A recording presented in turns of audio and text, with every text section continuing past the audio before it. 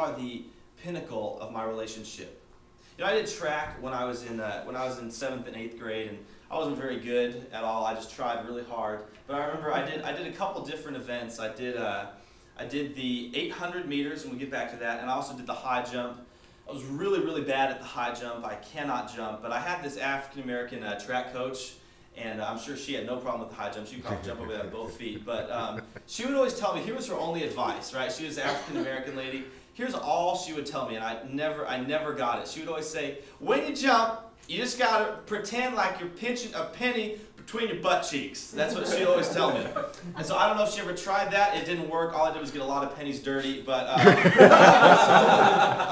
don't understand the point there.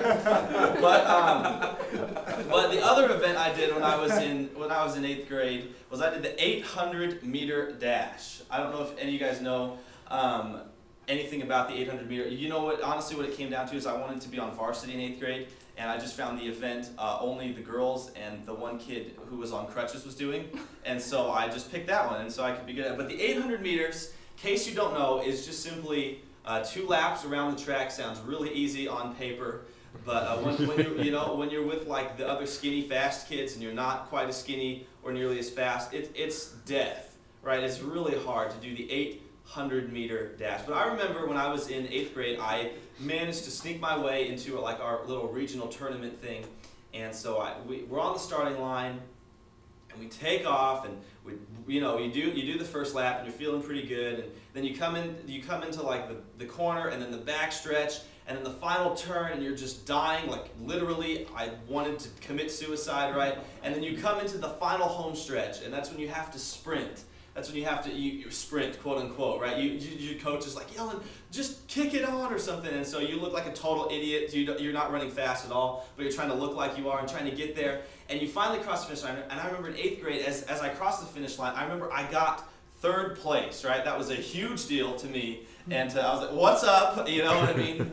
That's right. So I got 3rd place in this regional tournament, and I got a bronze medal. Right? No big deal. No big deal at all. But in getting this bronze medal, it wasn't the little 99-cent bronze-plated nickel that mattered to me. It was what this medal represented.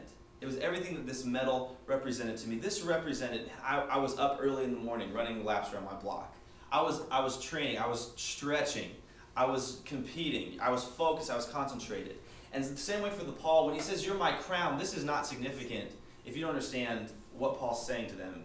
A crown is nothing. It's just some leaves on a head, or it's not a significant thing if you don't understand that Paul has a special relationship with the Philippians, and so when he says you're my crown, it's everything that the crown represents. It's all the hard work. It's everything that they've given to him. You're my crown. You're the joy of my existence. Is being in relationship with you. Is being in relationship with you. So at the end of the race, at the end of my race, it wasn't like I was running that race to get a crown. It wasn't like I was running that race to get a medal, because it's like, ooh, a medal, big deal, right? That's not what I had in mind. I was running for everything that medal represented. Just as Paul says to the Philippians, our relationship is everything that this crown represents.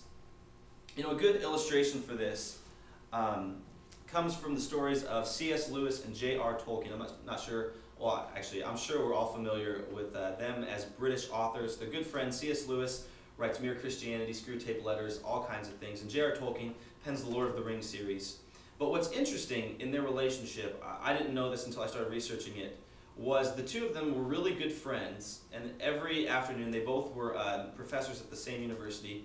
They would go and they'd have a pint of beer and they'd talk about their day. And through this process of relationship, I didn't know this, but it was, C.S. Lewis writes, it was J.R. Tolkien who explained the gospel to me in a way that I could understand. It was Tolkien who presented Jesus Christ on this intellectual level that C.S. Lewis needed for him to be able to say, I buy into that. And C.S. Lewis, his writings for the Christian faith in the 20th century are unparalleled, and we all take that from him. But it's his relationship and these conversations with Tolkien. And on the other side, it's Lewis that says to Tolkien, you need to publish these Lord of the Rings series. J.R. Tolkien had just been writing these for his kids as bedtime stories. Creepy, right? But he'd been writing these series of books for his kids and would read them to bed. And C.S. Lewis read them one time and said, "These are great. You need to get these published." And so they worked together, and they both help each other's lives advance. Obviously, C.S. Lewis benefits a lot more eternally. But here's what Lewis writes about Tolkien. And we'll camp out here for a little bit longer. Here's what he writes. Lewis writes that he was a means of sheer encouragement to me. He was a means of sheer encouragement. In other words, the crown of Lewis's life is birthed from the relationship with Tolkien, much like the way that Paul views his friendship with the Philippians, as much more than a friendship, but as a crown to his life, something that has great significance. Something that has great significance. One more story about the significance, and then we'll move on from that. One more story about a crown. I remember I was on a swim team when I was in 5th grade. I don't know, has anybody else swam before? Probably. But every weekend, I was on the swim team. Every weekend, fat little Nick would squeeze into his blue Speedo and hop in the pool. And so my main event, as I did the swim team, my main event was the breaststroke, probably because I was the only kid who fit the description, but my best event was the breaststroke. And but for whatever reason, I just took really well to it. I just took really well to the breaststroke. And I remember, again, that one time, I won a blue ribbon, first place. Right? I don't know if I've ever won first place in anything else ever, but I won a blue ribbon for the breaststroke. And I remember I was just so overjoyed at the encouragement that winning this thing brought to me. But I would not have been able to win the blue ribbon if it wasn't for my lane neighbor Jacob next to me every day at practice. Jacob was really good. He was ripped. Even, you know, those kids that just have 6-packs when they come out of the womb. They're like, here we go, I'm shredded, you know. And so that was totally him. He was in great shape. He was fast. He was cool. But I remember he would work with me every night at practice. I would stay late after practice in Hawaii growing up. I'd stay late at the pool, and my friend Jacob would work with me and say, no, here's how you do the breaststroke. You're doing it all wrong, right? You got the maneuvers all wrong. You got to press, and you got to kick here, and you got to do this.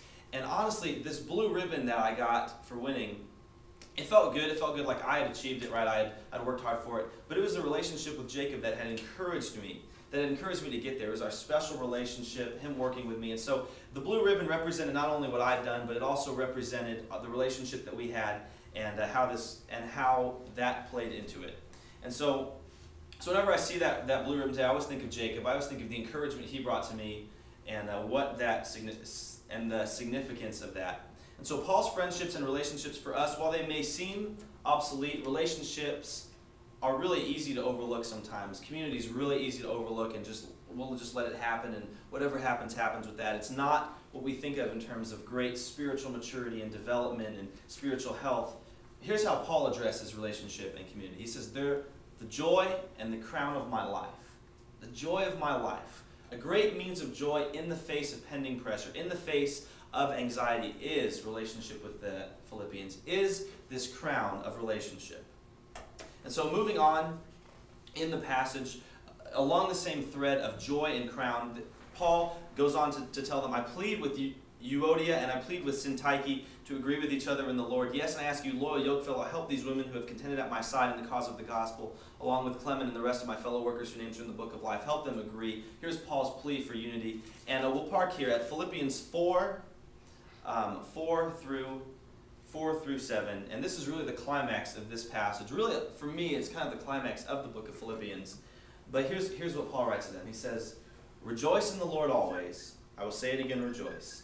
Let your goodness be evident to all, the Lord is near. And here in verse 6, do not be anxious about anything, but in everything, by prayer and petition, with thanksgiving, present your requests to God, and the peace of God, which transcends all understanding, will guard your hearts and your minds in Christ Jesus.